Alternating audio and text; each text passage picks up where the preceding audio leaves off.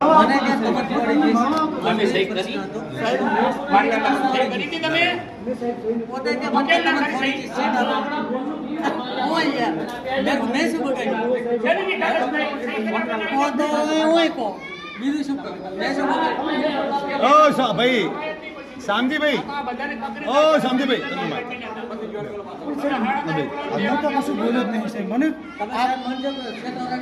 તમે વર્તન એવું કર્યું મારા જેમ તમે જતા મારા અશોકભાઈ તમે તમને હું મેં શું કીધું કહું મેં તમને તમે હબળો અશોકભાઈ હું શું કહું તમે એવું કોઈ કીધું તમે કોઈ વાત કરી હતી? મેં કીધું તમે સેવા ઉગ્ર ના બોલો.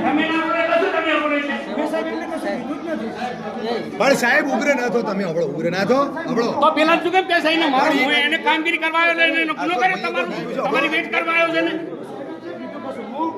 તમારી વેટ કરવા આવ્યો છે કે નહીં આવ્યો મારા જોડે સાહેબ મારી જોડે મોટું હતી અને મોગળે હેતલબેન ને લેવા જતો રહ્યો સાહેબને પૂરા મિત્ર પડીને આવ્યો. એની પોતાની ભૂલ સ્વીકારી નહીં બીજાને તમે કહો છો એમ સાહેબને હું મળવા જાઉં. સાહેબ આશુભાઈ મને બોલાવ્યો.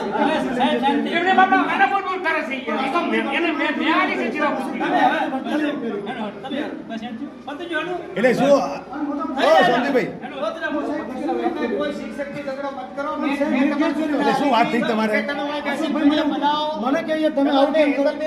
તમારા સેન્ટરમાં મોરે તમે જો તમને ખબર છે આ તમને કહું મારા સેન્ટરમાં આપણે બધો કરો મને ખબર છે તમને. આપણે ભાઈ મને ખબર છે. તમે બોલતા જ ના આવડે. મને ક્યાં લઈ જતા રહેતા હું સાહેબને મળવા જાઉં એમ નહીં કીધું હું સાહેબને મળવા જાઉં છું. એમ નથી મારી કીધું. ભૂલ થઈ છે. અશોકભાઈ થોડુંક તમે બોલ અલા મિસ્ટર તમને હું ઓળખું તમારી છું. સોગન એમ બોલ્યો હોય તો બોલ બોલ કરો છે.